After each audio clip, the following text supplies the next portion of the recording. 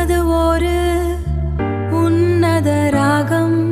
பெண்ணின் மனதில் என்றும் அதுவே தாளம். தாய்மையின் நிழல் தான் பெண்ணின் தருமம்.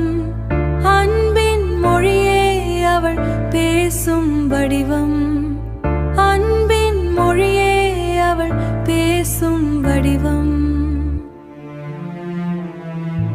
8 வயது சிறுமி தன் தம்பிக்கு காட்டும் பாசம்.